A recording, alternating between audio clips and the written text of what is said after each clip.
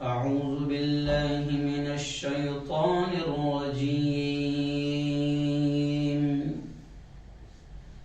بسم الله الرحمن الرحيم.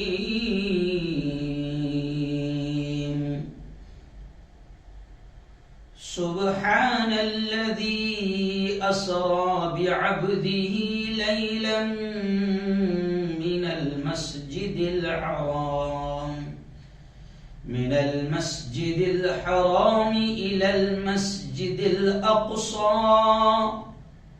الذي باركنا حوله لنريه من آياتنا إنه هو السميع البصير. صدق الله العظيم.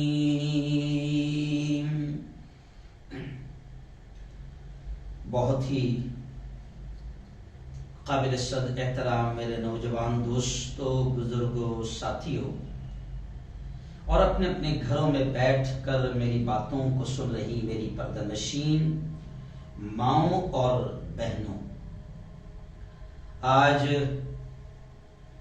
22 رجب المرجب سن 1443 ہجری 24 فروری 2022 جمعرات کا دن ہے، اور کسی اہم وقت اور حالات کو سامنے رکھتے ہوئے کسی اہم موضوع پر ہم گفتگو کرتے ہیں۔ سوچا کہ آج میں سمجھتا ہوں کہ 2 سال کے سلسلے میں پہلی مرتبہ آج ہم نے اس عنوان کو، اس ٹاپک کو چنا ہے کہ معراج النبی صلی اللہ علیہ وسلم، شب معراج، وہ جو آسمانوں کا سفر ہوا، فرش سے عرش پر بلائے گئے، سدرۃ المنتہا، اور پھر رب العالمین نے جو تحفہ دیا، جو انعامات دیے، پھر ساتوں زمین اور آسمان کا سفر، جنت کو دکھایا گیا، دوزخ کے مناظر سامنے لائے گئے، اور بہت ساری چیزیں ہیں جو معراج کے اس سفر میں بیان کی جاتی ہے۔ اور میں سمجھتا ہوں کہ امت کے سامنے ہم جیسے علماء کی بھی ذمہ داری ہے کہ باقاعدہ اللہ رب العالمین نے اپنے قرآن پاک میں 2 جگہ بالکل کلیئر واضح طور پر معراج کا تذکرہ کیا ہے۔ پیارے آقا محمد صلی اللہ علیہ وسلم کی زندگی کا یہ بہت بڑا اور اہم اور محیر العقول واقعہ ہے، جس پہ عقل حیران رہ جاتی ہے۔ تو یہ بڑا اہم واقعہ ہے۔ اللہ نے صاف طور سے کہا سبحان الذی اسری بعبدہ لیلا من المسجد الحرام الى المسجد الاقصى الذی بارکنا حولہ لنریہ من آیاتنا۔ اللہ کہہ رہا ہے اپنے کلام پاک میں، 15ویں پارے کی پہلی آیت ہے، یہیں سے 15واں پارہ شروع ہوتا ہے کہ اللہ کہتا ہے، سورہ اسراء بھی اسے کہا جاتا ہے، عرب میں جو تحریر جو قرآن ہوتے ہیں وہاں پر سورۃ الاسراء کہا جاتا ہے، یعنی اسی واقعے سے اس کو جوڑا جاتا ہے، اور بعض جگہ ہمارے یہاں سورہ بنی اسرائیل بھی کہا جاتا ہے، اور سورۃ النجم میں بھی اس واقعے کا تذکرہ اللہ نے کیا ہے۔ ڈاکٹر اسرار الحق صاحب کا میں بیان سن رہا تھا، پاکستان والے بڑے زبردست عالم دین اور مفسر قرآن تھے، اللہ ان کی جنت کو، اللہ رب العزت انہیں جنت الفردوس میں اعلیٰ مقام نصیب فرمائے، اللہ ان کی مغفرت فرمائے۔ جو کچھ بھی قرآنی علوم اور دینی علوم انہوں نے امت تک پہنچائے، اللہ اس کا بہتر صلہ نصیب فرمائے۔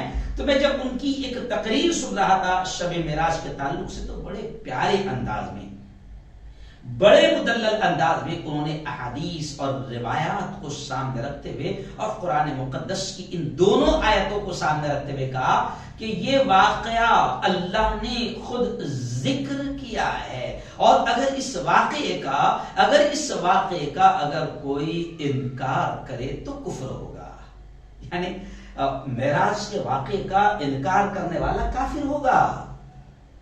قرآن پاک میں اللہ نے تذکرہ کیا، اور ڈاکٹر صاحب نے یہ بھی فرمایا کہ تقریباً 28 صحابہ کرام رضوان اللہ تعالی علیہم اجمعین ہیں جنہوں نے اس واقعے کو بیان کیا ہے، اور ایک روایت تو ایسی ہے جو متفق علیہ ہے، یعنی جس میں کسی کا کوئی اختلاف نہیں۔ اسی روایت کو سامنے رکھتے ہوئے میں پورا معراج کا واقعہ سناؤں گا، اور معراج کا واقعہ اس لیے بھی اہم ہے کہ اگر ایمان کو سائیڈ میں رکھتے ہوئے اگر آدمی سنے تو ہو سکتا ہے کہ اس کا تھوڑا سا یقین متزلزل ہو جائے، اس کا ایمان متزلزل ہو جائے۔ اور اس زمانے میں بھی جب اللہ کے نبی صلی اللہ علیہ وسلم نے بتایا کہ مجھے راتوں رات لے جایا گیا یہاں سے بیت المقدس، فلسطین، مسجد اقصی، پھر وہاں سے ساتوں آسمان کا سفر، پھر جنت، دوزخ، انبیاء کرام سے ملاقات، اور پھر احادیث میں یہ بھی ملتا ہے کہ اتنا لمبا چوڑا سفر جو ہے وہ اتنی کم مدت میں ہو گیا کہ بعض احادیث میں ملتا ہے کہ جب آپ صلی اللہ علیہ وسلم گئے ہیں تو جو وضو تھا پانی کا وہ بہ رہا تھا، اور بعض روایتوں میں آتا ہے کہ کنڈی جو کنڈی لگا کر گئے وہ کنڈی بھی ابھی ہل رہی تھی کہ آپ آ گئے۔ تب ہے نا محیر العقول واقعہ کہ عقلیں حیران ہو جائے گی۔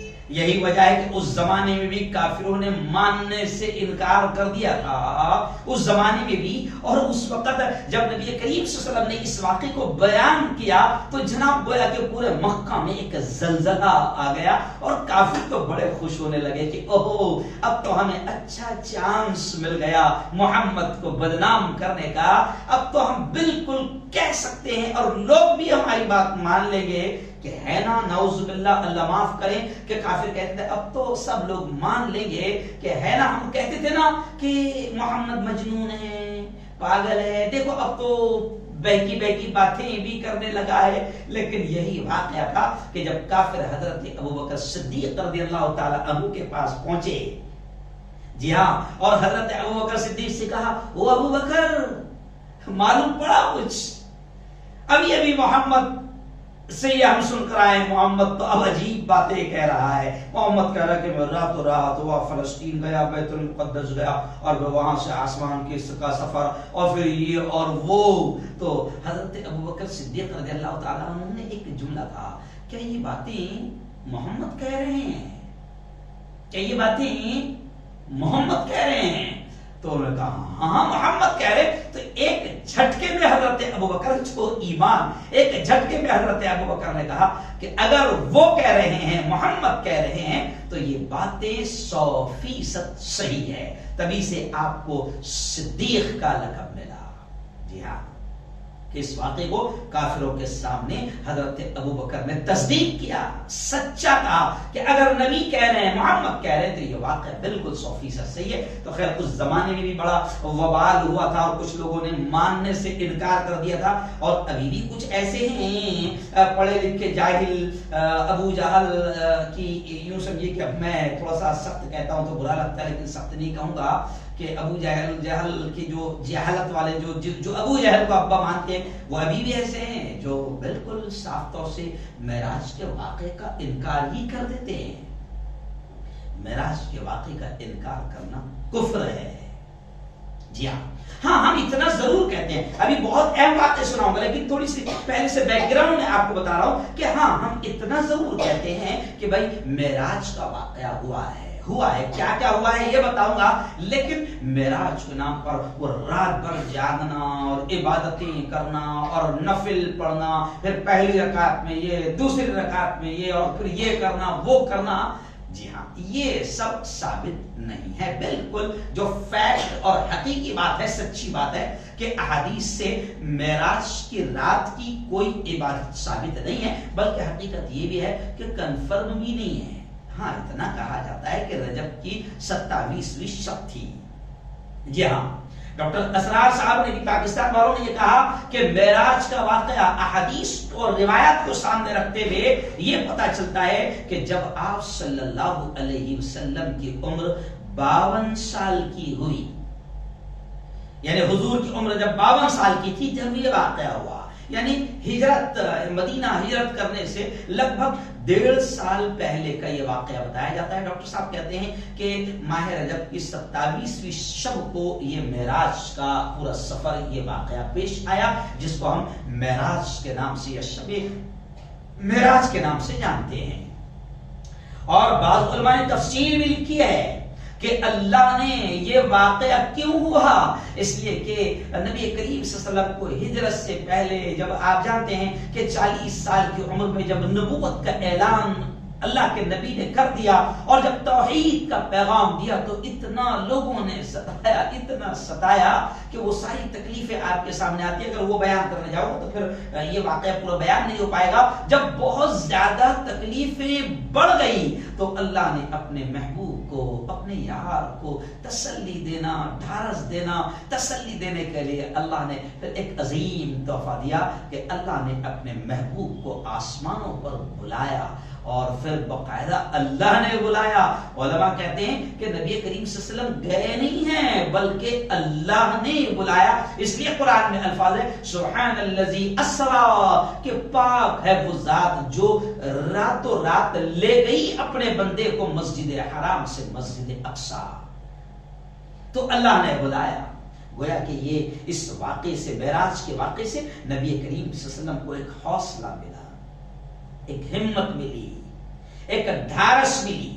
اور قرآن پاک میں 2 جگہ اس واقعے کا تذکرہ ہے، اور شارٹ میں آپ کو بتا دوں کہ کلیئر تذکرہ ہے، کوئی اشارہ نہیں ہے، کوئی رمز نہیں ہے، کوئی ابہام نہیں ہے، کوئی ایہام نہیں ہے، کلیئر اشارہ ہے کہ یہ واقعہ ہوا ہے اور اللہ نے یہ سفر کروایا ہے۔ ہاں، اس سفر کے تعلق سے میں اتنا ضرور کہہ دوں کہ اس سفر کے 2 حصے ہیں، 2 حصے۔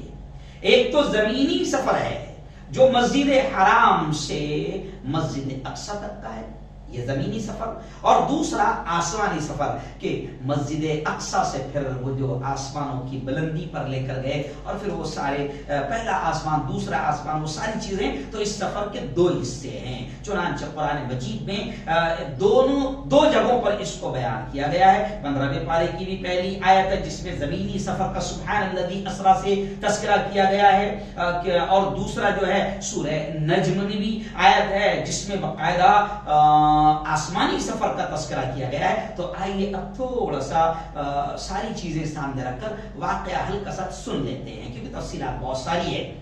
آپ جانتے ہیں کہ ہمارے 2 مرجع ہے، ایک تو قرآن پاک اور ایک دوسرے احادیث۔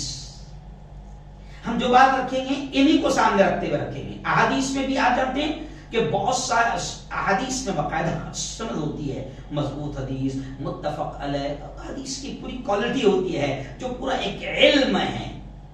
تو بہت ساری احادیث ہے، لیکن اس واقعے میں جہاں قرآن میں 2 جگہ اس واقعے کا تذکرہ ہے، ویسے ہی بہت ساری احادیث ملتی ہے، اور اس میں واقعے کا کمال یہ ہے کہ 28 صحابہ کرام نے اس واقعے کو بیان کیا ہے، اور ایک روایت اور ایک حدیث وہ ہے جو متفق علیہ ہے، جس کے بارے میں کوئی شک و شبہ کی گنجائش ہی نہیں رہتی ہے۔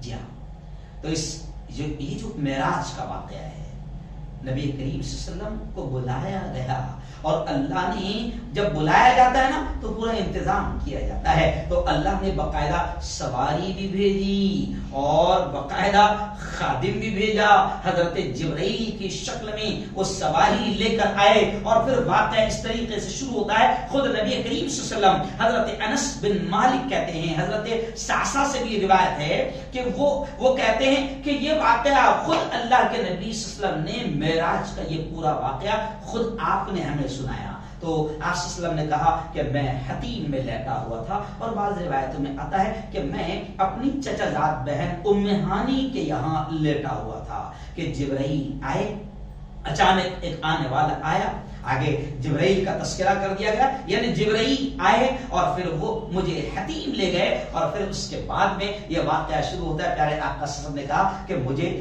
وہاں پر لے گئے زمزم کے کنویں کے پاس، وہ حتیم میں لیٹا ہوا تھا۔ پھر جبرائیل نے باقاعدہ حدیث میں ایسا پورا اللہ کے نبی صلی اللہ علیہ وسلم نے اشارہ کر کے دکھایا کہ جبرائیل نے میرے یہ حلق کے گڑے سے لے کر ناف تک چیرا، جبرائیل نے میرا پورا سینہ چاک کیا، حضور نے اشارہ کر کے بتایا، اور پھر میرا دل نکالا، پھر میرا دل نکالا، جی ہاں، اور پھر اس کے بعد ایک تشت لایا گیا جو ایمان اور حکمت سے بھرا ہوا تھا، اور ایک میں باقاعدہ زمزم تھا۔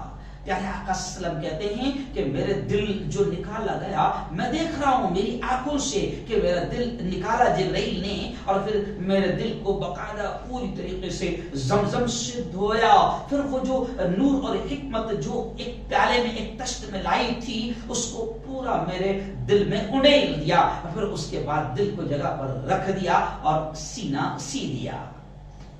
تو مولانا طارق جمیل صاحب اس واقعے کو بیان کرتے ہوئے کہتے ہیں کہ مسلمانوں، اوپن ہارٹ سرجری کا تصور یہیں سے ملتا ہے۔ آج مسلمانوں نے اس پر ریسرچ نہیں کیا، یہ جو ہارٹ کا جو آپریشن ہے نا، یہ پہلا آپریشن ہے۔ یہ دنیا کو جو دماغ میں لا کے ہارٹ کو نکالا جا سکتا ہے، لگایا جا سکتا ہے، چینج کیا جا سکتا ہے، تو یہ سارا تصور یہ یہیں سے ملا۔ حضرت پیارے آقا محمد مصطفیٰ صلی اللہ علیہ وسلم کہتے ہیں کہ جبرائیل نے میرا سینہ چیرا، قلب کو، میرے دل کو نکالا، اور پھر اسے زمزم سے دھویا، پھر وہیں پر رکھ دیا اور سل دیا، بغیر کسی ٹاکے لگے کہ کوئی نشان نہیں، سرجری ہو گئی۔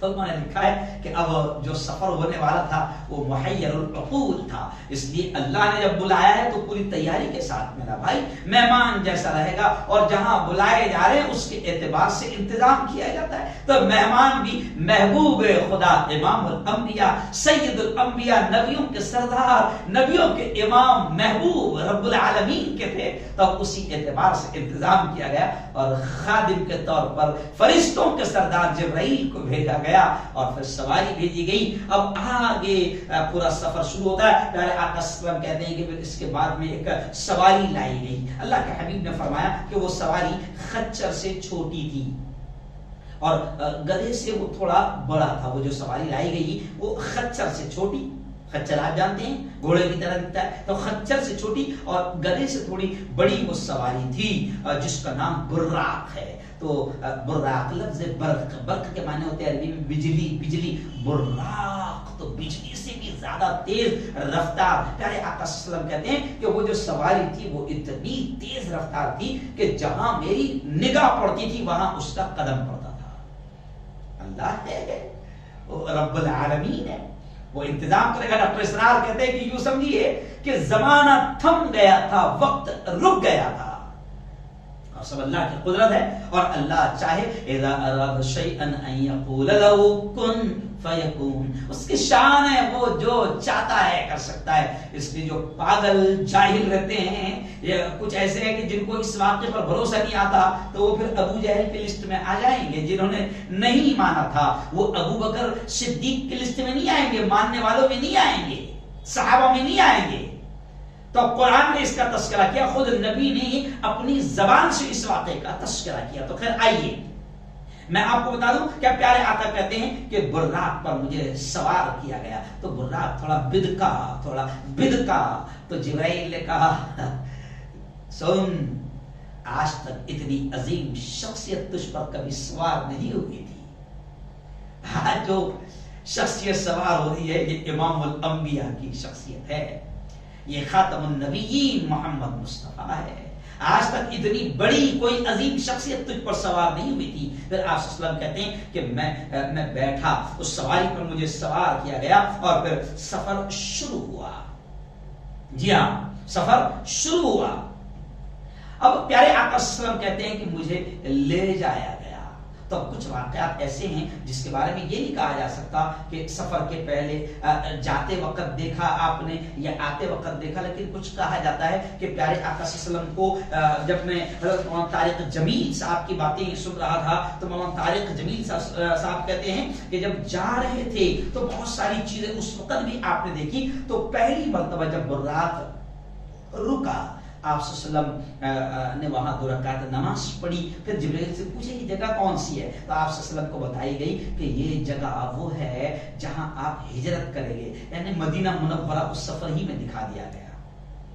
جی ہاں، پھر دوسری جگہ بھی آپ نے دیکھی کہ جب مسجد اقصی آ رہی ہے تو اس سے پہلے ایک جگہ ایسی تھی کہ جو حضرت ابراہیم علیہ السلام، تو آپ کو بتایا گیا کہ یہ آپ کے جد امجد کی جگہ ہے جہاں دفن ہے، ایسا بھی روایت میں آتا ہے۔ تو جب مسجد اقصی کے قریب پہنچے تو آپ صلی اللہ علیہ وسلم کو ایک خوشبو آئی، تو خوشبو آئی، جبرائیل سے پوچھا کہ یہ کس چیز کی خوشبو ہے، اتنی پیاری خوشبو؟ تو آپ کو بتایا گیا، جبرائیل نے بتایا کہ حضور یہ جو فرعون کی ایک باندی تھی جس نے فرعون کو خدا نہیں مانا تھا، تو فرعون نے اس کو اس کی بیٹیوں اس کے بچوں کے ساتھ زندہ جلا دیا تھا، تو یہاں پر اس کی ہڈیاں وغیرہ دفن ہیں حضور، بس یہاں سے ایسی ہی خوشبوئیں آتی رہتی ہے، کیونکہ اس نے فرعون کو خدا نہیں مانا تھا، اللہ نہیں مانا تھا، رب نہیں مانا تھا۔ پھر خیر حضور پاک صلی اللہ علیہ وسلم کہتے ہیں کہ اب ہم وہاں پہنچے، مسجد اقصی پہنچے۔ حضور کہتے ہیں میں نے براق کو باندھا، وہاں باندھا جہاں سارے انبیاء اپنی سواری باندھتے تھے۔ پھر حضور پاک صلی اللہ علیہ وسلم کہتے ہیں میں نے دیکھا کہ بہت سارے لوگ جمع ہیں، ابھی آپ کو نہیں معلوم کہ یہ کون ہے، بتایا نہیں گیا کہ یہ کون ہے، تو حضور نے دیکھا کہ بہت سارے لوگ صف میں کھڑے ہیں۔ میں بھی انتظار کر رہا تھا کہ جبرائیل نے میرا ہاتھ پکڑا اور مجھے مصلی پر یعنی امامت کے لیے کھڑا کر دیا۔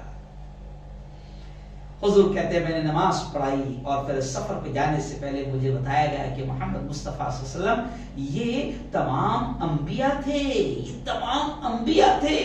اور آپ جانتے ہیں جیسا ہم لوگ بیانات میں سنتے ہیں کہ کم و بیش 1,24,000 انبیاء، تو یہ تمام انبیاء تھے جو صف باندھے بیٹھے ہوئے تھے اور انتظار کر رہے تھے امام کا، نبیوں کے امام کا، یعنی گویا کہ یہاں آپ سمجھیں کہ اللہ کے حبیب کا کیا مقام ہے کہ آپ کو تمام نبیوں کا امام بنا کر مولانا طارق فرماتے ہیں کہ یہ اعلان کر دیا کہ آپ امام الانبیاء ہے، آپ سید الانبیاء ہے اور آپ خاتم النبیین ہیں اور اب آپ آخری نبی ہیں۔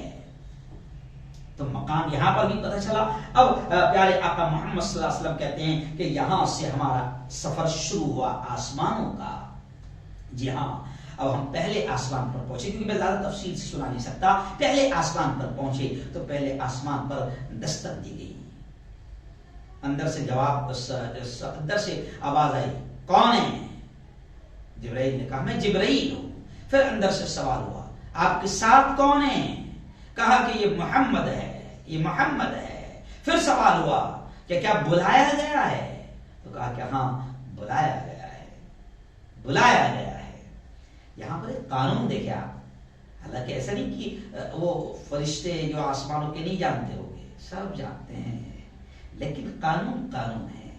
جی ہاں، پوچھا گیا باقاعدہ سسٹمیٹک، اور جب بتایا گیا کہ یہ محمد مصطفیٰ ہے اور بلائے گئے ہیں، تو پھر آسمان کا دروازہ کھولا گیا اور کہا گیا مرحبا مرحبا، مبارکباد، خوش آمدید۔ آپ صلی اللہ علیہ وسلم نے فرمایا کہ ہم پہلے آسمان میں داخل ہوئے تو پھر وہاں پر حضرت آدم علیہ السلام تشریف فرمائے۔ میں نے دیکھا، مجھے بتایا گیا کہ یہ آدم ہیں، یہ آپ کے جد امجد ہیں، یہ آپ کے جد امجد ہیں، ان کو سلام کیجئے۔ میں پیارے آقا کہتے ہیں میں نے ان کو سلام کیا تو انہوں نے جواب دیا دیتے ہوئے کہا مرحبا اے صالح بیٹے، اے صالح نبی، اے نیک بیٹے، اے نیک نبی۔ کیونکہ ظاہر بات ہے کہ آدم باپ ہے، دادا ہے، پوری یعنی اب ہے، باپ ہے، تو کہا کہ مرحبا اے صالح بیٹے۔ جی ہاں، حضرت ابراہیم اور حضرت آدم جہاں ملاقات ہوئی انہوں نے بیٹا کہا، اور باقی جتنے انبیاء ہیں جیسے حضرت موسیٰ ہے، عیسیٰ ہے، یوسف ہے، ان تمام نے بھائی کہا، کیونکہ آپ وہ بنو اسرائیل سے اور آپ بنو اسماعیل سے۔ تو اب حضرت آدم نے کہا کہ مرحبا اے صالح بیٹے۔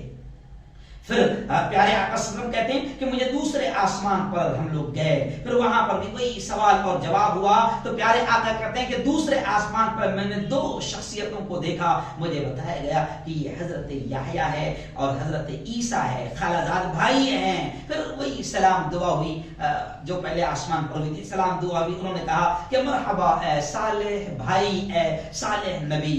یہ دونوں بنو اسرائیل میں سے، لہذا حضور کو بیٹا نہیں بھائی کہا۔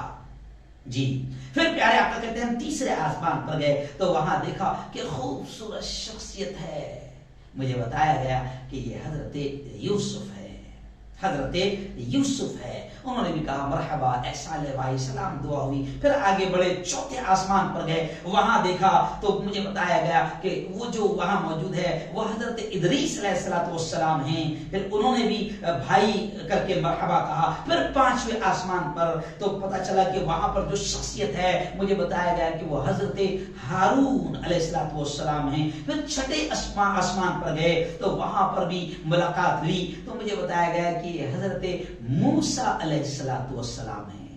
جی ہاں, جو فرعون کے زمانے میں تھے اور فرعون کو دعوت دینے گئے, اور وہ پھر پورا واقعہ ہے. پھر پیارے آقا صلی اللہ علیہ وسلم کہتے ہیں کہ میں آگے بڑھا تو 7ویں آسمان پر گئے. تو 7ویں آسمان پر تفصیل کچھ ملتی ہے کہ حضرت ابراہیم علیہ السلام, بعض روایت میں ملتا ہے کہ وہاں پر بھی جو بیت المعمور ہے, جی ہاں بیت المعمور ہے, اور بیت المعمور آپ جانتے ہیں کہ جیسے کعبۃ اللہ ہے تو کعبۃ اللہ کا اصل جو ہے وہاں پر ہے. اس کی تفصیل میں آگے بتاؤں گا. تو حضرت بعض روایت میں کہ حضرت ابراہیم کعبۃ اللہ سے ٹیکا لگائے بیٹھے ہیں. پیارے آقا صلی اللہ علیہ وسلم کو بتایا گیا کہ یہ حضرت ابراہیم ہیں. حضرت ابراہیم سے سلام دعا ہوئی تو انہوں نے بھی کہا مرحبا اے میرے نیک بیٹے, اے نیک نبی. پھر یہاں سے پیارے آقا صلی اللہ علیہ وسلم کہتے ہیں کہ مجھے اور بلند کیا گیا, یہاں تک کہ سدرۃ المنتہا پہنچے. سدرہ کہتے ہیں عربی میں بیری کے پیڑ کو. تو تذکرہ یہ بھی ملتا ہے, اس کا تذکرہ پورا اب یہاں سے جو اوپر کا سفر ہے سورۃ النجم میں اس کا پورا تذکرہ ہے. پھر سدرۃ المنتہا, پھر اسی کے پاس سدرۃ المنتہا کے پاس جنت المأوا ہے. یہ جنت المأوا وہی ہے جس کا وعدہ اللہ نے اپنے نیک بندوں سے کیا کہ انہیں جنت المأوا ملے گی جس میں وہ ہمیشہ ہمیشہ رہے گی. دعا کرو کہ اللہ تعالی ہم سب کو جنت المأوا نصیب فرمائے, آمین. فادخلوها خالدین, جس کے بارے میں اللہ نے کہا کہ وہاں میرے نیک بندے ہمیشہ ہمیشہ رہیں گے. تو پھر جنت المأوا پہنچے. پھر پیارے آقا صلی اللہ علیہ وسلم کہتے ہیں کہ پھر مجھے اور بلند کیا گیا, اٹھایا گیا یہاں تک کہ بیت المعمور تک. اب یہاں پر تفصیل آتی ہے کہ حضرت جبرائیل جو آئے تھے لے جانے کے لیے وہ رک گئے, کیونکہ اب جو آگے کا سفر ہے وہ جبرائیل بھی نہیں جا سکتے ہیں. جبرائیل کہتے ہیں کہ 1 انچ بھی آگے بڑھ گیا تو حضور پر جائے گے.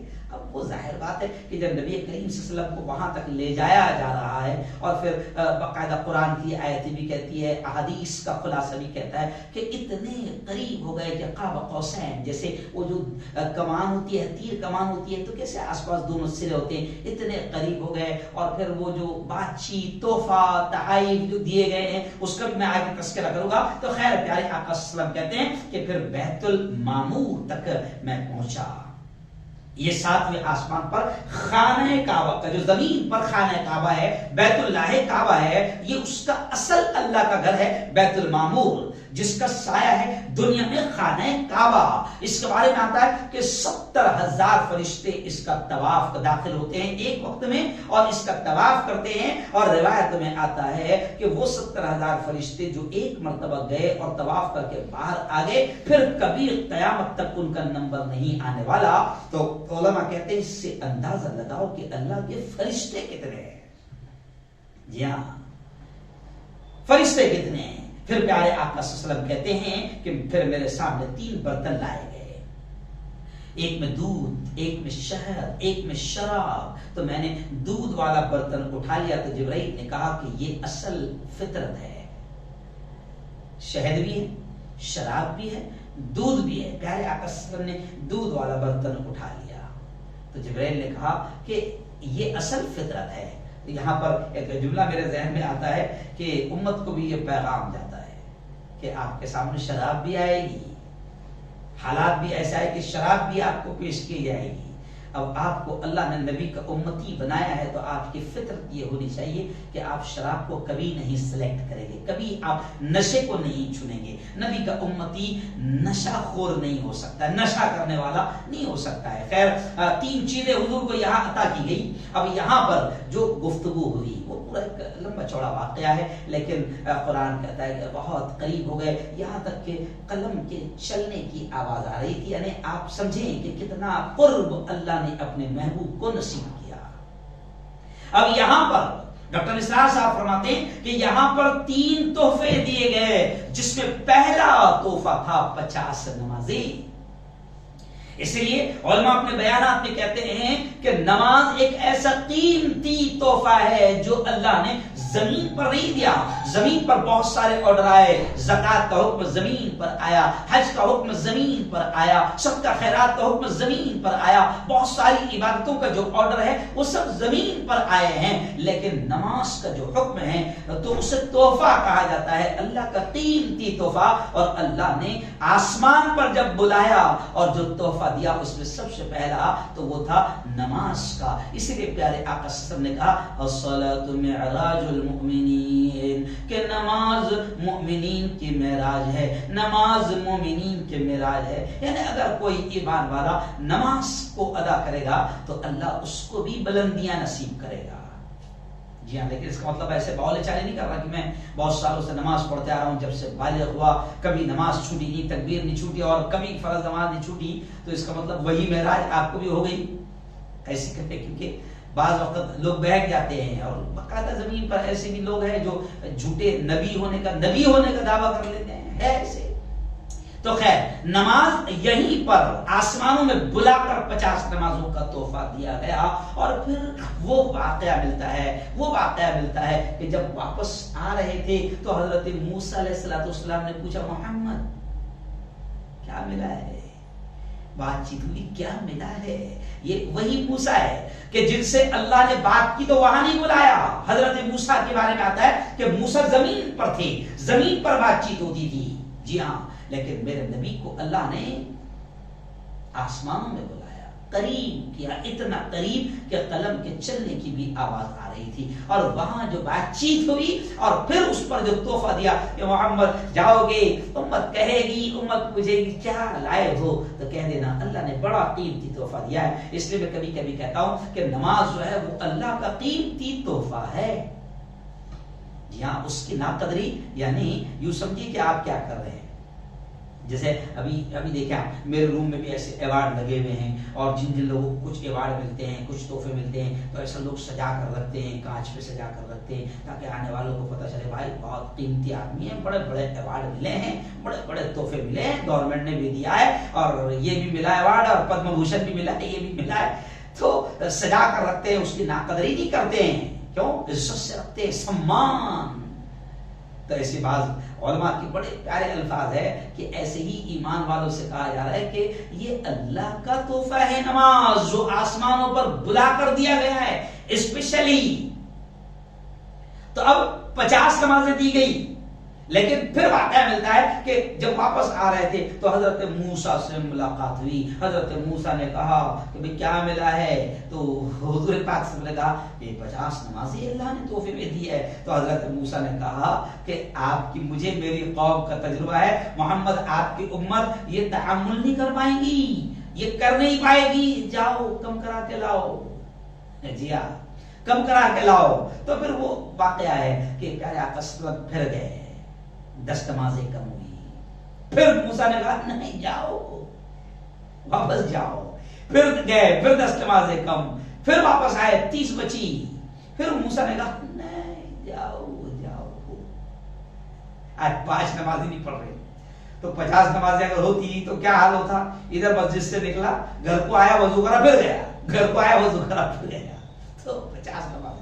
حضرت موسیٰ نے کہا کہ حضور جاؤ کم کر کے لاؤ. تو پھر آتا ہے کہ ایسے 3 مرتبہ گئے. اب جب 10 بج گئی، 10، پھر موسیٰ نے کہا کہ حضور یہ بھی نہیں کر پائے گی آپ کی امت، مجھے بہت تجربہ ہے میری امت کا، یہ بھی نہیں کر پائے گی. تو پھر حضور پاک صلی اللہ علیہ وسلم گئے، پھر 5 ہو گئی. پھر 5 پر بھی آئے تو کہا جاتا ہے کہ پھر حضرت موسیٰ نے کہا حضور جاؤ جاؤ. تو حضور نے کہا اب مجھے شرم آتی ہے، اب مجھے حیا آتی ہے، اچھا نہیں لگتا ہے. بس یہ باتیں ہو رہی تھی کہ روایتوں میں آتا ہے کہ رب العالمین کی جانب سے ایک صدا آئی، ایک آواز آئی کہ ہمارے پاس لا یبدل القول لدی، ہمارے پاس بات کو بدلا نہیں جاتا، تو کیا واپس 50؟ کہا کہ نہیں، 50 ہم نے کہہ دیے تھے، ہمارے پاس بات بدلی نہیں جاتی، لیکن اب پہلے 50 کہہ دیے تھے اور اب 5 کہہ دیے، تو حضور خوشخبری کہ یہ 5 ہی رہے گی، مگر جو 5 ادا کرے گا ہم اسے 50 کا اجر اور 50 کا ثواب دیں گے۔ تب ایمان والے سمجھ لیں کہ اگر 5 ادا کرتے ہیں تو 50 کا ثواب ملتا ہے، لیکن میں ہنستے ہوئے کہتا ہوں کہ اگر 5 چھوڑے تو 50 چھوڑنے کے حساب سے پڑے گی نا۔ تو خیر یہ تحفہ ملا، اور روایت میں آتا ہے کہ دوسرا تحفہ ملا سورہ بقرہ کی آخری 2 آیتیں، آمن الرسول سے لے کر وہ آخر تک، ربنا لا تؤاخذنا ان نسينا او اخطانا ربنا ولا تحمل علينا اصرا كما حملته على الذين من قبلنا، تو وہ آخری آیت، جی ہاں آمن الرسول سے سورہ بقرہ کی 2 آخری آیتیں، حدیث میں آتا ہے کہ یہ بھی باقاعدہ اس وقت اللہ نے تحفے کے طور پر دی ہے۔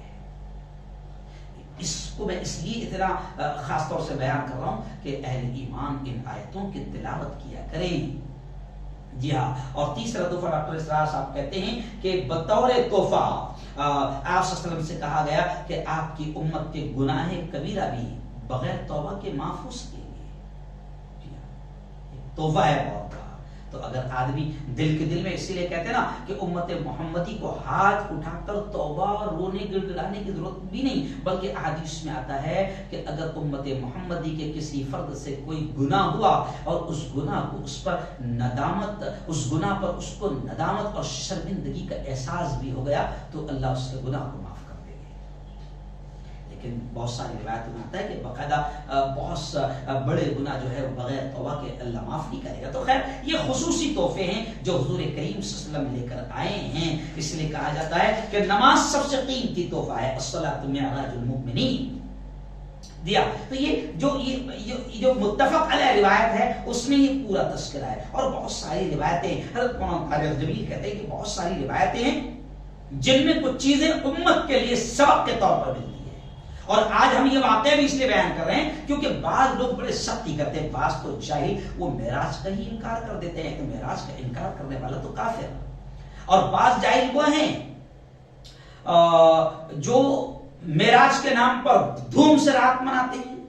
تو ایکچوئل میں دونوں طرف سے گڑبڑی ہوتی ہے، کچھ وہ ہے جو ایک دم انکار کر دیتے ہیں، اور کچھ وہ ہے کہ جو چیز احادیث میں نہیں ہے وہ اپنے من سے گھسا دیتے ہیں، اور پھر رات کو جاگنا ہے، اور پھر یہ کرنا ہے، پھر اتنے رکعت پڑھنا ہے، پھر 4 رکعت ایسی پڑھنا ہے، پہلی رکعت میں یہ پڑھنا ہے، اتنے بار استغفار پڑھنا ہے، اتنے بار درود شریف پڑھنا ہے۔ تو یاد رکھیں کہ آج دیکھیے میں اس واقعے کو بیان کر رہا ہوں، میرا ماننا یہ ہے کہ معراج ٹھیک ہے آپ نہ منائیں، لیکن معراج کے واقعے کو بیان تو کریں، کیونکہ اللہ نے جب قرآن میں اسپیشل 2 جگہ اس کا ذکر کیا اور نبی کریم صلی اللہ علیہ وسلم نے جب اس کا ذکر کیا، واقعے کو سنایا، تو ہمارا بھی کام بنتا ہے کہ کم از کم ہم نہ منائیں، ہم منائیں گے نہیں، منانے کا کیونکہ حدیث میں نہ ہی آپ صلی اللہ علیہ وسلم نے منانے کا حکم دیا، نہ ہی صحابہ نے منایا، منانا بدعت ہے، لیکن واقعے کا تذکرہ تو ہونا چاہیے، ورنہ یہ ہوگا کہ اگر ہم اس واقعے کو بیان کرنا بھی چھوڑ دیں تو آگے چل کر تو ہماری آنے والی نسلیں جو ہے وہ بھولی جائیں گی، ان کو یہ پتا بھی نہیں رہے گا کہ حضور کریم صلی اللہ علیہ وسلم کے ساتھ میں ایسا کوئی واقعہ پیش آیا تھا، اور معراج بھی کوئی واقعہ ہے، اور جبکہ نبی کی زندگی کا یہ اہم واقعہ ہے، جی ہاں۔ اور اللہ کہتا ہے کہ ہم نے اس سفر کے پیچھے اللہ نے مقصد بھی بیان کیا کہ لِنُرِيَهُ مِنْ آیَاتِنَا، کہ ہم نے اپنے نبی کو بہت ساری چیزیں دکھانا مقصد تھا۔ اللہ نے کہا کہ ہم اپنی آیات کو دکھانا چاہتے تھے، اور اللہ کہتا ہے کہ میں نے وہ جہاں مسجد اقصیٰ کا جو پہلا سفر ہوا، بارکنا حولہ، اللہ کہتا ہے کہ ہم نے اس کے ارد گرد اپنی برکتوں کو رکھا ہے۔ تو بیت المقدس کوئی معمولی چیز جگہ نہیں ہے، حضور کو وہاں لے جایا گیا ہے۔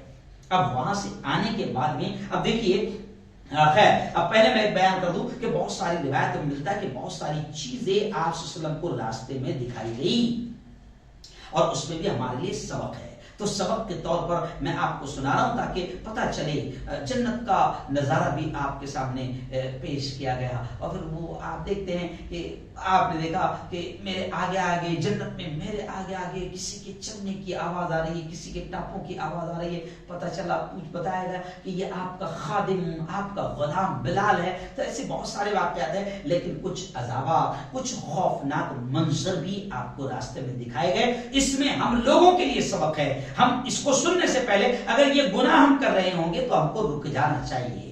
تو کچھ منظر دکھائے گئے۔ جی ہاں، یہ خلا میں گئے نا، تو خلا میں مولانا طارق جمیل کہتے ہیں کہ خلا میں جانے کا تصور بھی ہمارے نبی سے ملا کہ معراج کے وقت میں پیارے آقا صلی اللہ علیہ وسلم کو ساتوں آسمانوں پر لے جایا گیا۔ یہ بھی ہمارے ہاں صرف چاند پر چلے جانے کو بہت بڑی ترقی سمجھتے ہیں، نہیں، میرے نبی کو وہاں لے جایا گیا جسے سدرۃ المنتہا کہتے ہیں، جسے جنت المأوا کہتے ہیں، وہاں تک لے جایا گیا ہے نا۔ وہ کہتے ہیں نا کہ جو چاند پہ جا کے لوٹ آیا اتنی سی ادا پہ اترایا، ہے نا۔ وہ عرش معلا قرب خدا سدرہ کی بلندی کیا جانے۔ تو میرے نبی تو وہاں تک گئے ہیں، تو پورے آسمانوں کا سفر، تو خلا میں جانے کا پہلا تصور بھی یہیں سے ملتا ہے۔ اور آج لوگ خلا میں جا رہے ہیں۔ تو خیر، نبی کریم صلی اللہ علیہ وسلم کو دکھائی گئی بہت ساری چیزیں۔ اب وقت ختم ہو رہا ہے، میرے پاس 5-7 منٹ باقی ہے، تو میں آپ کو بتاؤں کہ گزرتے ہوئے آپ صلی اللہ علیہ وسلم کو دکھایا گیا کہ ایک شخص سویا ہوا ہے اور اس کے سر کے قریب ایک فرشتہ کھڑا ہے، اس کے ہاتھ میں بڑا پتھر ہے۔ وہ فرشتہ پتھر اٹھاتا ہے، اس کے سر پر مارتا ہے، اس کا سر قیمہ ہو جاتا ہے، بالکل پھٹ جاتا ہے، چیتڑے ہو جاتا ہے۔ پھر وہ فرشتہ پتھر لاتا ہے، جب تک کہ اس کا سر واپس صحیح ہو جاتا ہے، پھر وہ مارتا رہتا ہے، یعنی اسی قسم کا اس کو عذاب دیا جا رہا ہے۔ آپ صلی اللہ علیہ وسلم نے پوچھا یہ کون شخص ہے؟ تو جبرائیل نے فرمایا کہ حضور یہ وہ ہے جو نماز نہیں پڑھتے ہیں۔ اور مولانا طارق جمیل کہتے ہیں، بعض جگہ تذکرہ ہے کہ یہ وہ ہے جو عشاء کی نماز پڑھے بغیر سو جاتے ہیں۔ جی ہاں، تو اب ان کو یہ سزا مل رہی ہے، اور آگے بہت ساری چیزیں، اس لیے میں فٹافٹ بیان کر رہا ہوں، اس کی بھی پوری تفصیل ہے۔ آگے آپ نے دیکھا کہ آپ کو دکھایا گیا کہ کچھ لوگ ہیں جن کو الٹا لٹکایا گیا ہے، مرد بھی ہے، عورتیں بھی ہے، ننگے ہیں، اور نیچے آگ جل رہی ہے اور ان کو منہ کے بل الٹا لٹکایا گیا ہے۔ آپ صلی اللہ علیہ وسلم نے پوچھا یہ کون ہیں، ان کو کیا یہ عذاب کیوں دیا جا رہا ہے؟ تو مولانا جمیل فرماتے ہیں کہ پیارے آقا کو بتایا گیا کہ حضور یہ وہ لوگ ہیں جو روزے چھوڑ دیتے تھے۔ ابھی رمضان آئے گا نا، بس رمضان آئے گا، بس تھوڑی سی گرمی کا بہانہ بنا کر ہم لوگ روزہ چھوڑ دیتے، رکھا نہیں جاتا، جبکہ ہم جانتے ہیں کہ روزہ اتنی بڑی عبادت ہے کہ اللہ نے کہا کہ روزے کا بدلہ میں خود ہوں، اور صحابہ نے جنگ کے میدان میں بھی روزے نہیں چھوڑے۔ خیر، آگے پھر آپ کو دکھایا گیا کہ بہت بڑا تنور ہے، تنور جس میں آگ جلتی ہے، تنور ہے، اس میں آگ جل رہی ہے، بہت بڑا تنور ہے، اور اس میں کچھ مرد ہے ننگے اور ننگی عورتیں ہیں، اور وہ آگ میں جل رہے ہیں، اور وہ چیخ رہے ہیں، چلا رہے ہیں، تڑپ رہے ہیں۔ آگ کے شعلے ان کو تنور کے منہ تک لاتے ہیں، پھر آگ کے شعلے نیچے ہو جاتے ہیں، پھر یہ نیچے گرتے ہیں، بس یہی کھیل چل رہا ہے، ان کو سخت عذاب دیا جا رہا ہے۔ آپ صلی اللہ علیہ وسلم نے پوچھا یہ کون؟ تو آپ صلی اللہ علیہ وسلم کو بتایا گیا کہ حضور یہ آپ یہ وہ مرد ہیں، یہ وہ عورتیں ہیں جو زنا کرتے تھے، زنا کرتے تھے۔ آج آپ دیکھو کہ یہ چیز عام ہو گئی ہے، بستیوں میں یہ خبریں آ رہی ہے باقاعدہ، تو بڑا روح کام جاتی ہے، روح کام جاتی ہے، اور بڑا افسوس ہوتا ہے۔ خیر تفصیل کا موقع نہیں ہے۔ پھر آپ آگے بڑھیں تو آپ کو دکھایا گیا کہ کچھ لوگ ہیں جن کو فرشتے لوہے کی کٹر اور لوہے کی قینچیاں فرشتوں کے پاس ہے، اور وہ ان کے یہاں سے جبڑے چیر رہے ہیں، کاٹ رہے ہیں۔ کچھ لوگ ایسے ہیں کہ لوہے کی قینچیوں سے ان کے جبڑے چیرے جا رہے ہیں، کاٹے جا رہے ہیں، اور وہ چلا رہے ہیں، تڑپ رہے ہیں، بڑی بڑی تکلیف ہو رہی ہے۔ آپ صلی اللہ علیہ وسلم نے پوچھا یہ کون؟ تو آپ صلی اللہ علیہ وسلم کو بتایا گیا حضور یہ آپ کی امت کے وہ فسادی خطیب ہے، فسادی جسے کہتے ہیں، جو امت کو جوڑنے کے بجائے توڑ رہے ہیں۔ جی ہاں، جوڑنے کے بجائے توڑ رہے ہیں۔ آج آپ دیکھو باقاعدہ کرائے کا ٹٹو بھی ایسے آپ کو مل جائے گی۔ اس وقت آپ دیکھو کہ ابھی حالات ایسے ہمارے ملک کے بولو یا پوری دنیا کے بولو کہ آج امت کو کسی بھی نام پر لڑنا نہیں چاہیے، نہ جماعت، نہ مسلک، نہ برادری، کیوں؟ کسی نام پر نہیں، ہے نا۔ لیکن آج کچھ خطیب ہمارے جیسے بھی ایسے ہیں، ہم بھی جمعہ کا خطبہ کرتے ہیں، بیان کرتے ہیں، ہم بھی خطیب ہیں، لیکن آج کچھ خطیب ایسے ہیں، آج اللہ کا شکر ہے کہ اللہ نے ہم کو ہدایت دی، توفیق دی، جو کچھ علم دیا، جو اپنے بڑوں سے سیکھا، کہ آج ہم امت میں اتحاد کا پیغام دے رہے ہیں۔ لیکن بڑا افسوس ہوتا ہے، ابھی 2-3 دن پہلے آپ نے ویڈیو دیکھا ہوگا کہ ایسے بھی کمینے اور خبیث ہیں جو خود غلط کر رہے ہیں اور باقاعدہ امت کو پیغام دے رہے۔ 2 ویڈیو وائرل ہوئی، آپ نے دیکھا، میں نے پرسوں میرے چینل پر بھی دکھایا تھا کہ ایک تو اتنا بیوقوف جاہلی کہیں گے، خبیث اور شیطان کہیں گے کہ چھوٹے چھوٹے بچوں کو مدرسہ پڑھا رہا ہے اور اس وقت کہہ رہا ہے، وہ چھوٹے چھوٹے بچوں کے دماغ میں ڈال رہا ہے جماعت کے خلاف، وہابیوں کے خلاف، تبلیغی کے خلاف، اس کے خلاف، یعنی فرقہ واریت بچوں کے دماغ میں ڈالی جا رہی ہے۔ سلام نہیں کر رہا۔ میں خود میرا کل کا واقعہ بتاتا ہوں کہ میں روزانہ فجر کے بعد جب یہاں ہوتا ہوں تو قبرستان جاتا ہوں، تو قبرستان کے راستے میں ایک مسجد پڑتی ہے، وہاں کی میں نے ایک شخص کو میں نے سلام کیا، مجھے لگ رہا تھا کہ وہاں کے وہ ذمہ دار ہے، بلکہ شاید ہو سکتا ہے کہ امام ہوں، ان کے ٹوپی اوپی سے ایسا لگ رہا تھا، تو مجھے بڑا عجیب لگا، میں سلام کیا، سلام کا جواب نہیں دیا اس شخص نے، اور اسی کے بازو میں جو ہے ایک کیلے والا جا رہا تھا، ایک سبزی والا جا رہا تھا، تو ایک کو میں نے سلام کیا، اس نے بہت زور سے خوشی میں جواب دیا کہ مفتی صاحب نے سلام کیے، اور ایک رکشہ والے نے اندر سے چلا کر کہا السلام علیکم مفتی صاحب۔ تو میں نے کہا یار اس سے تو اچھے، اس امام سے اچھے تو یہ جاہل ہے۔ جی ہاں، کیونکہ وہ امام ایسا کہ جو قوم کو بھی اندر سکھاتا ہوں نا، کہ جو آپ کو جماعت اسلامی کا دکھا، تبلیغی دکھا، وہابی دکھا، دیوبندی دکھا، یہ دکھا، وہ دکھا، سلام بھی مت کرنا، سلام کیا تو تیری بیوی تیرے نکاح میں سے نکل جائے گی۔ او اللہ کے بندو، او اللہ کے بندو، میرے نبی نے جوڑنے کا کام کیا تھا، میرے نبی نے کبھی امت کو توڑا نہیں، اور قرآن نے کہا ہے کہ وَلَا تَنَازَعُوا، آپس میں جھگڑنا مت، فَتَفْشَلُوا، ورنہ کمزور ہو جاؤ گے، وَتَذْهَبَ رِيحُكُمْ، تمہاری ہوا اکھڑ جائے گی، ہے نا۔ وہ ایک بارات کی ویڈیو شاکر بھائی کہ بارات چاہیے، پہلے تو جاہل کے وہ بارات نکالنا رہا ہے، دولہا بیٹھا ہوا ہے، ہار بیٹھے ہوئے، بارات جاری، ڈی جے بج رہا ہے، اور یہ جاہل کے پیٹ کا اس میں اعلان کر رہا ہے، یہ جماعت والوں کے، اس میں اگر کوئی جماعت والا آیا، کوئی جماعت اسلامی کا آیا، کوئی دیوبندی آیا، تو یاد رکھو اس کو ذلیل کر کے نکال دیا جائے گا، اسے رسوا کر دے۔ بے وقوف کی اولاد، پہلے تو حرام کام کر رہا ہے اور اس میں ایک اور حرام اعلان کر رہا ہے۔ تو میں نے اس ویڈیو کو ڈال کر یہ کہا کہ اگر مسلمانوں میں ابھی بھی ایسے جاہل باقی ہے اور ایسی جہالت باقی ہے تو مسلمانوں کو کسی اور تیسرے دشمن کی ضرورت نہیں ہے، تم آپس میں لڑو، اور حکومت یہی چاہتی ہے، باقاعدہ حکومت لڑواتی ہے کہ تم اسی میں لڑتے رہو، لگے رہو اسی میں تم۔ تو نبی کریم صلی اللہ علیہ وسلم کو دکھایا گیا کہ کچھ لوگوں کے جوڑے چیرے جا رہے ہیں، کاٹے جا رہے ہیں، تڑپ رہے ہیں، تو حضور کو بتایا گیا کہ یہ آپ کے امت کے وہ خطیب ہوں گے، تقریر کرنے والے، یہ وہ ہوں گے جو اپنے آپ کو عالم کہتے ہیں مگر بڑے جاہل ہوں گے، جو امت کو لڑوائیں گے۔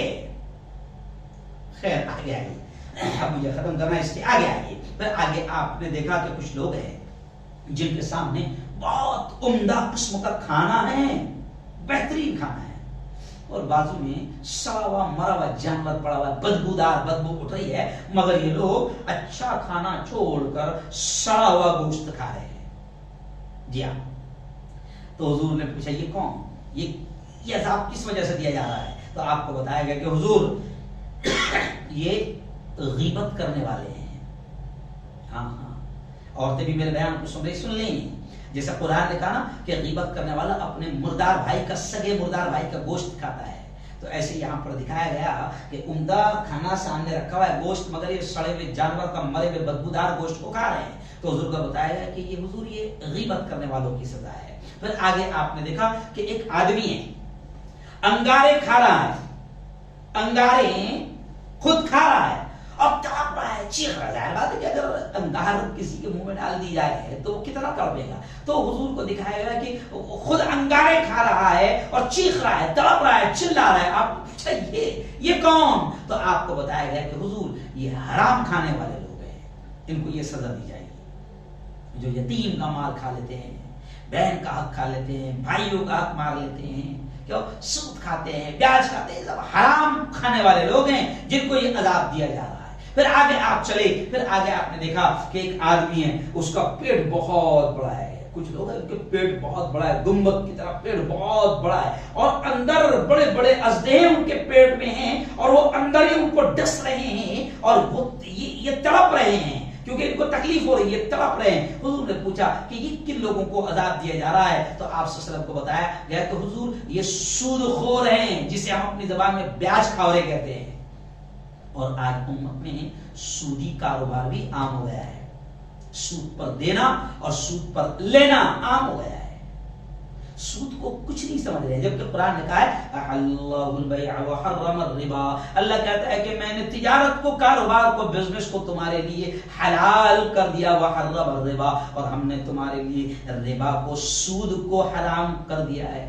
تو لوگ سود پر پیسہ لے بھی رہے ہیں اور سود پر پیسہ دے بھی رہے ہیں۔ کچھ جگہ تو مجھے پتا چلا کہ اچھے نمازی ہے، ذمہ دار قسم کے لوگ ہیں، دیندار ہیں، 5 وقت کی نماز پڑھتے ہیں، حج اور عمرے بھی کرتے ہیں، اور ان کا کاروبار ہی ہے سود پر پیسہ دینا، جی ہاں، اور سود لینا، بیاج کھانا۔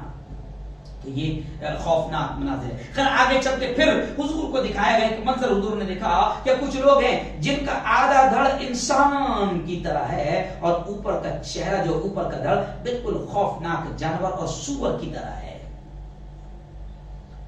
آپ صلی اللہ علیہ وسلم نے پوچھا یہ کون؟ تو کہا کہ یہ وہ لوگ ہیں حضور، آپ کی امت میں بھی یہ عذاب ان لوگوں کو دیا جائے گا جو جھوٹی گواہی دینے والے ہیں۔ آج آپ دیکھو کہ مسلمان جھوٹی گواہی دے رہا ہے، عدالتوں میں جھوٹی گواہی دے رہا ہے، جی ہاں، بہت ساری ڈیٹیل ہے، آپ سمجھ سکتے ہیں کہ مسلمان آج جھوٹی گواہیاں دے رہا ہے چند ٹکوں کی خاطر اور چند پیسوں کی خاطر۔ بلکہ مسلمانوں کو بھی ہم نے دیکھا کہ وہ عدالتوں میں باقاعدہ ضمانت ضامن بن جاتے ہیں، 2000-3000 روپے لے کر قاتل کے بھی ضامن بن جاتے ہیں، ظالم کے بھی ضامن بن جاتے ہیں، جھوٹی گواہی دیتے ہیں، جی ہاں۔ پھر ایک اور ایسے کئی مناظر دکھائے گئے۔ پھر ایک خوفناک چہرہ حضور کریم صلی اللہ علیہ وسلم نے دیکھا، تو آپ نے پوچھا یہ کون؟ تو کہا کہ حضور یہ جہنم کا فرشتہ ہے۔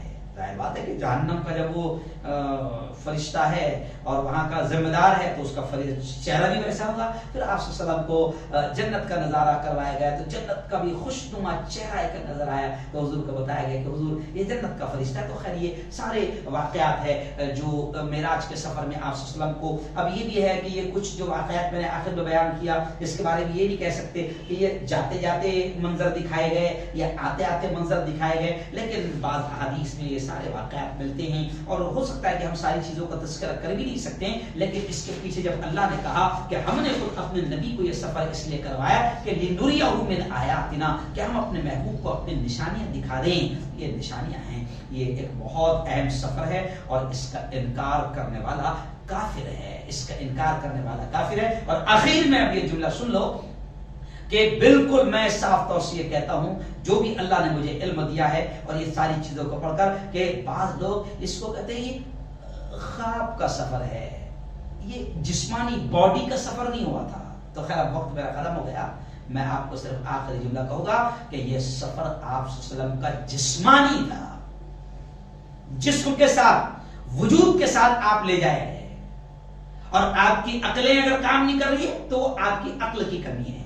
وہ اللہ ہے، وہ اللہ ہے، وہ اللہ ہے۔ اسی لیے یہ واقعہ جہاں بیان ہوا تو کیا کہا گیا؟ سبحان الذی، اللہ نے اپنی صفت سبحان سے شروع کیا، رحمان سے نہیں، سبحان، کہ پاک ہے وہ ذات۔ تو تمہاری عقلیں جس چیز کو نہیں مان سکتی ہے اور تمہاری عقلوں میں وہ چیز نہیں آ سکتی ہے، وہ تمام عیب سے پاک ہے، اور وہ کن فیکون کا مالک ہے، وہ جو چاہے کر سکتا ہے۔ ڈاکٹر اسرار صاحب نے ایک جملہ بڑا اچھا کہا کہ سمجھ لو اس بات کو کہ وہ اللہ ہے، اور ایسا سمجھ لو کہ اس وقت میں رفتار رک گئی تھی، اور اس وقت جب آپ آئے اور آپ نے جب یہ واقعہ سنایا تو جیسے آج بھی کچھ نہیں ماننے والے ہیں تو اس لوگوں نے بھی، اس وقت بھی کچھ لوگوں نے نہیں مانا، جیسے میں نے شروع میں تذکرہ کر دیا۔ خیر جب یہ معراج کی رات آتی تھی اور میں اپنے استادوں کے ساتھ جاتا تھا تو وہ لوگ، مولانا نسیم صاحب مفتاحی آج بھی حیات ہے، میرے استاد محترم کاشف العلوم جامعہ اسلامیہ کاشف العلوم اورنگ آباد میں ان کے ساتھ بیان کو جب وہ جاتے تھے تو میں نعت پڑھنے جاتا تھا۔ مولانا ریاض الدین صاحب فاروقی ندوی مرحوم جن کا انتقال ہو گیا ہے، میں ان کے ساتھ بھی جب جاتا تھا تو نعت پڑھتا تھا، تو وہ 2 اشعار سن لیں اور پھر ہم دعا کر لیں، جو میں اس وقت پڑھتا تھا۔ آج سے 25 سال پہلے کی نعت میں آپ کو سنا رہا ہوں۔ معراج کی رتیاں دھوم یہ تھی، معراج کی رتیاں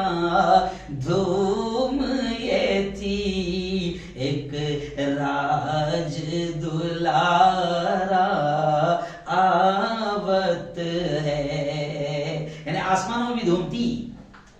معراج کی رتیاں دھوم یہ تھی، ایک راج دلارا آوت ہے، لولاک کا صحرا سرسوت، وہ احمد پیارا آوت ہے۔ بھوجپوری زبان میں یہ نعت کسی نے لکھی ہے، اور خوشیاں کی آسمانوں میں بھی۔ اب اگلا شعر دیکھیں، میں پوری نعت نہیں سنا سکتا، وقت ختم ہو گیا۔ حوروں نے کہا جب بسم اللہ،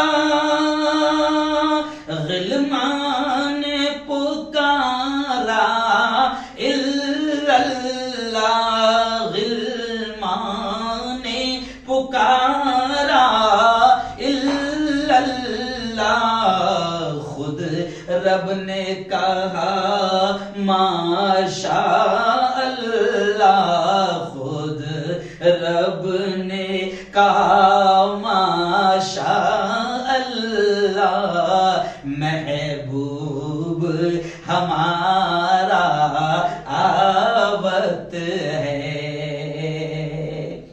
اگلا شعر دیکھیں، جبریل لے جا رہے تھے تو جبریل امی یہ کہتے چلے، اے عرشیوں تیرے بھاگ کھلے، کہ عرش اے آسمانوں تمہارے بھی قسمت کھل گئی۔ جبریل امی یہ کہتے چلے، اے عرشیوں تیرے بھاگ کھلے، عرشیوں تیرے بھاگ کھلے، تعظیم کو سب ہو جاؤ کھڑے، سردار تمہارا آوت ہے۔ اللهم صل على سيدنا وشفيعنا وحبيبنا ومولانا محمد وبارك وسلم۔ ربنا آتنا في الدنيا حسنة وفي الآخرة حسنة وقنا عذاب النار۔ مولا ہم سب کے تمام گناہوں کو، تمام خطاؤں کو، تمام لغزشوں کو معاف فرما۔ رب دو جہاں رات کے اندھیرے میں، دن کے اجالے میں، جانے میں انجانے میں جو کچھ بھی چھوٹے بڑے گناہ ہوئے ہیں، میں اپنے فضل سے، اپنے کرم سے معاف فرما۔ میرے مولا آسمانوں پر بلا کر تو نے تیرے محبوب کو جو قیمتی تحفہ امت کے لیے دیا ہے نماز کا، اس قیمتی تحفے کی قدردانی کی ہمیں توفیق نصیب فرما۔ خدا بندہ ہر قسم کی بیماری سے ہم سب کی حفاظت فرما، جب تک زندہ رکھ، اسلام پر زندہ رکھ، اور موت دے میرے مولا تو ایمان والی، کلمہ والی موت نصیب فرما۔ ہماری تمام دعاؤں کو اپنے فضل سے، کرم سے قبول فرما۔ صلی اللہ تعالی علی خیر خلق محمد و آلہ و صحبہ اجمعین برحمتک یا ارحم الراحمین۔